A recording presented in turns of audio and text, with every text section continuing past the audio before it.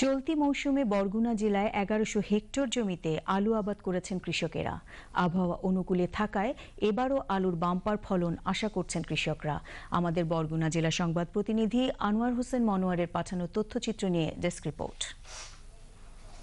সাগর উপকূলীয় জেলা বরগুনা। আগে এখানে মাত্র একটি ফসল আবাদ হতো, এখন এখানকার কৃষকেরা বছরে ৩টি ফসল চাষ করছেন। চলতি মৌসুমে কৃষকেরা আলু সহ বিভিন্ন রবি শস্যের আবাদ করেছেন। এবছর কৃষকেরা আশা করছেন ৬টি উপজেলার মধ্যে বিশেষ করে রূপদন, কুপদন, বাইনচুটকি, সিংড়াবুনিয়া সহ বিভিন্ন এলাকায় আলুর ভালো ফলনের। ফলন ভালোই এবছর দেখা যায়, আবহাওয়া ভালো আর গাছ খুব সুন্দর।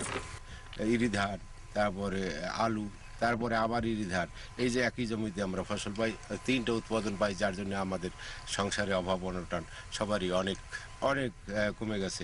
এখন আমরা খুব সুখী আছি। কৃষকেরা কৃষি সম্প্রসারণ অধিদপ্তরের পরামর্শে জমিতে ব্যাপক ফসল পাচ্ছেন। চলতি বছর জেলার ৬টি উপজেলায় ১১০০ হেক্টর জমিতে আলুর চাষ করা হয়েছে। শুধুমাত্র পাথরঘাটা উপজেলাতেই ৬০০ হেক্টর জমিতে আলুর চাষ করা হয়।